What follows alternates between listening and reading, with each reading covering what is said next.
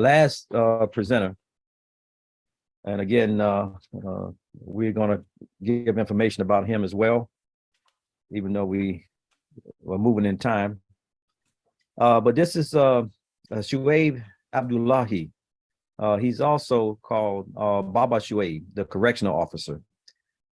His title of the Quran, his translation is called the Great Quran 2021 edition, 2021 edition. The title of his presentation is going to be the comprehension of the Great Quran.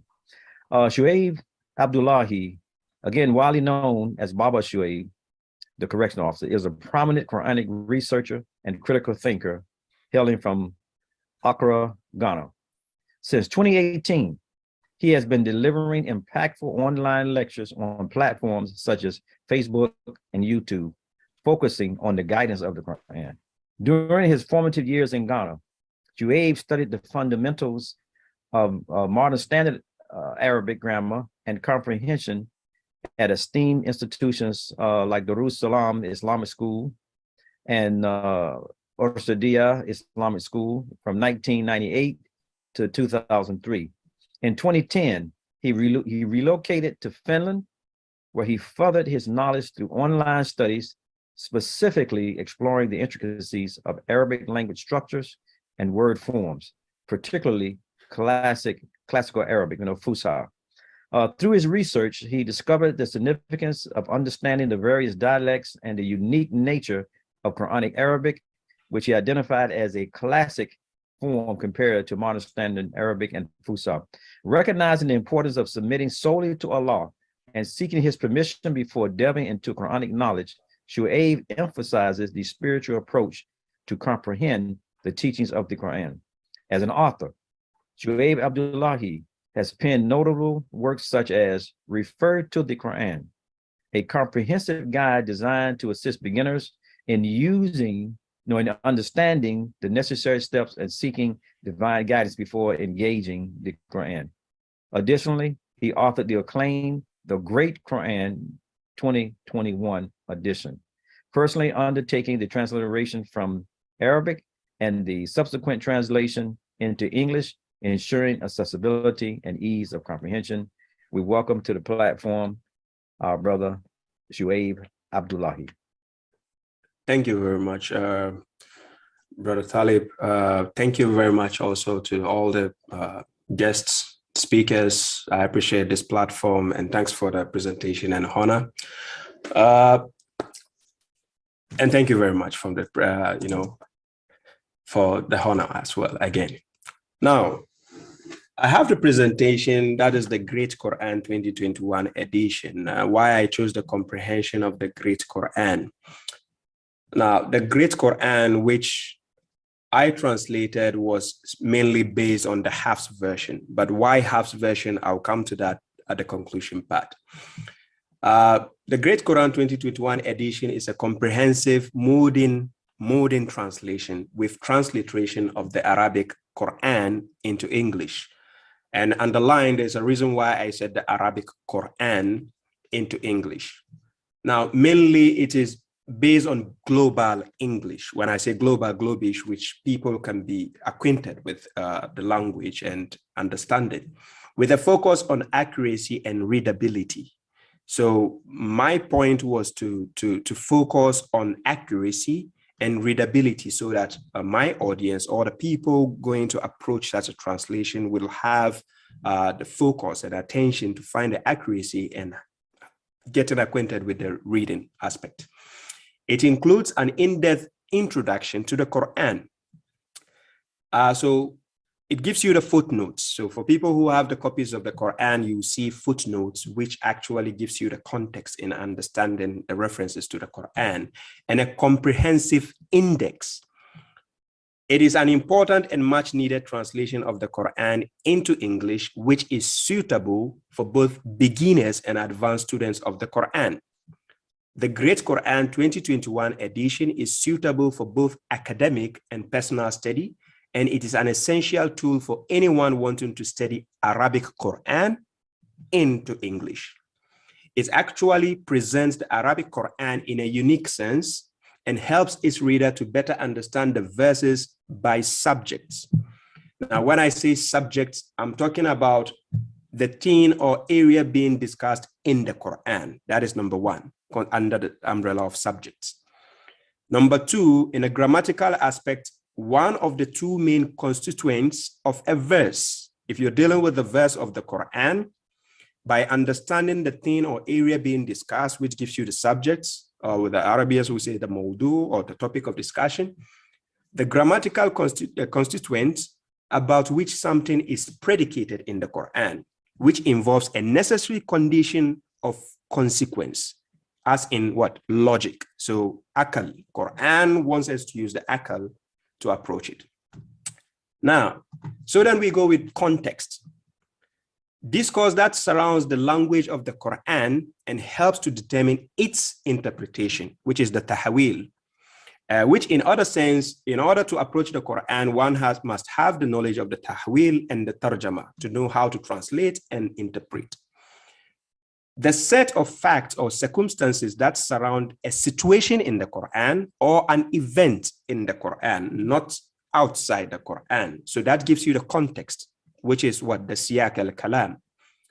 Then we go to the references. A short note recognizing a source of information or of a quoted passage in the Quran, which is the Quran normally gives you passages where you can make a reference in another surah to find something in reference point to the same subject of discussion. So it goes with the subject, the context, and gives you the references. A remark that calls attention to something or someone in the Quran, because usually the Quran gives you reference to, prominent prophets, messengers, and honorable mentions, and then it calls your attention to something, be it an object, be it a location, be it an event, or be it something that people have to adhere to. So in actual sense, a book to which you can refer for authoritative facts. That is why it's called Al-Furqan. Now, in summary, we have a content, because if I give you the subject, the context, and the references, you will have a context. And what is that to talk about? Everything that is included in the Quran, and that is held as an evidence. You have a content, and which comes from the Quran. What a message of the Quran is about, the information conveyed or area of interest, which in all highlights the theme of the Quran. Now, of the book itself, as well as others, it confirms. So the Quran is a confirmation of what was before it as well, like the Torah, the Injil, the Zabur, and so on, right? Via the theme of the guidance it entails, it is one of a kind, which is why I decided to present the Great Quran in a comprehensive manner, where these modern day translators and the modern day translations we have, it will make it easy for people to approach in both as a beginner and an academic level. Now, some keynotes before I explain why I chose the Hafs version. Number one, this standard of criteria I set forth is to help every person, whether Christian, Jew, Muslim, whoever you are, in order to approach the Quran with sincerity and purity to grasp the message thereof. Now, read the book thoroughly. That is number one. Just as God told the Prophet, alayhi salam, "Sanukuruka fala tansa illa ma sha Allah." This is very, very essential. And this is very essential and very important. Read the book thoroughly. Why do I say this? Make sure you have a good understanding of the book's main ideas, themes, and arguments. Number two, identify the main points of the book. Make a list of the most important points that you want to study from the Quran. Remember, even though the Quran is to serve as a guidance for mankind, you as an entity are not supposed to follow everything you see in the Quran. Some things are not meant for you. We have messages in the Quran which are meant for kafirun. We have messages in the Quran which are meant for mu'minun. We have messages in the Quran which is solely to the devil, shaitan. We have messages in the Quran which is only attributed to the jinns and not you. So make a list of the most important points that you want to study from the Quran. Based on Quran chapter 6, verse 155, as God told us, he has revealed a blessed book that we have to follow it so that we may attain mercy. Now, when you go further, chapter 6, verse 155 up to 157, it tells you studying the book is very important. Now, the third option is organize your thoughts. Whilst we are approaching the Quran, one must organize his or her own thoughts. Organize your main points into a logical order, reasonable order. Using rationality is an essential part to approaching the Quran. So a logical order that will make sense to your audience, because you're the one taking guidance from the Quran. Remember, you'll be approaching people with it. And that is an essential part. So just as God says in Quran chapter 41, verse 33, Surah Al-Fussilat, where he says, وَمَنْ أَحْسَنُ قَوْلًا مِمَّنْ دَعَا إِلَى اللَّهِ وَعَمِلَ صَالِحًا وَقَالَ إِنَّنِي مِنَ الْمُسْلِمِينَ, which means, and who is better in speech than one who invites to Allah and acts righteous and says, indeed, I am of the what? Submitters. Now, another essential part I want people to understand is, whilst approaching the Quran, if your thoughts are not organized, you mess up the theme of the Quran. If you don't identify the main points you want to approach in the Quran, you mess up every understanding thereof. If you don't read the book thoroughly and just skim through it, you're wasting your time. Now, the fourth option is write a clear and concise summary about the book, which is the Quran. Use clear and concise language that you understand, be it English, be it Hausa, be it Arabic. If you are an Arabic speaker, if you are an English speaker, if you are Chinese, just use a clear and concise language to summarize the main points of the Quran. Whether you do it file by file, that will help you to note down the topics or the themes that you want to address or approach. As inspired by Quran chapter 14, verse 4, where God says he does not send a messenger except in the language of his people in order to clarify for them. And also he told the prophet in Quran chapter 44, verse 58, that he has made it easy in his tongue or language. So that is an essential part. Then the last option, which is number 5, is whatever thing you have made as a summary and arranged as a file, edit and revise. Review your summary to make sure it accurately reflects the main ideas of the Quran, and it is free from errors and contradictions. Just as God says in Quran chapter 4, verse 82, he says, أَفَلَا يَتَدَبَّرُونَ الْقُرْآنَ وَلَوْ كَانَ مِنْ عِنْدِ غَيْرِ اللَّهِ لَوَجِدُوا فِيهِ اخْتِلَافًا كَثِيرًا. So had it been from other than God, they will have found there in numerous contradictions, or we can say discrepancies. So this Quran that we are here for, it is a book which cannot be invented by other than God. However, it is a what? A confirmation of what was before it and an elaboration of the book, Tafsil al-Kitab, which has no doubt therein. So people who approach our translations must put all these things into thought before approaching any given translation you might come across. Now, the last but the least is to talk about why I chose the Hafs version. Now, when you go, there is a major difference between Hafs and Warsh, for instance, because these are the two most popular. We have other ones like Al-Duri and so on.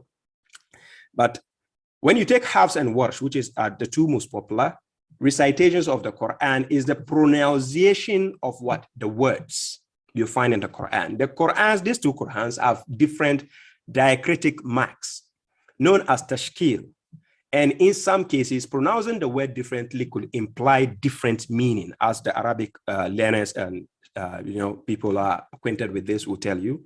Here are some of the examples. Now, when you take, for instance, the Malik, we have Malik and we have Malik. When we take Malik Yawmiddin, you find it in the Warsh version. When you take Malik Yawmiddin, you have it in the Hafs version. Now, one means the king and one means the possessor or the holder or the keeper. There is a difference. Even though they might say the same roots, but there is a difference in this. Then we have words like yakzibun, which you find in the Hafs version. Then you have yukazibun, which you find in the Warsh version. For instance, chapter 2, verse 10. Then you have qatal. This qatal in Hafs version. Then you have what? Kutila in what? Warsh version. which is found in Quran chapter 3, verse 146. Then you have Sihirani. This Sihirani means two sorcerers or two magicians, right? Or magicians. Chapter 28, verse 48. This is in the Hafs version. Then you have Sahiran. Sahiran. So this Sahiran, we are talking about the same magicians, two magicians, but you see this is coming from the Warsh version. So these are the things you have to draw in contrast in order to approach the Quran by using precise thought and conscience to know which one gives you the understanding of the Quran as God wants you to understand. So right now, I'm not in the position to tell you Hafs is wrong or Warsh is wrong, or this is right, or this is wrong. We are here to see the amazement of the Quran, and this is my presentation. Thank you all. Alhamdulillah. Thank you, Shuaib Abdullahi. Really appreciate that, and looking forward to hearing more on the questions.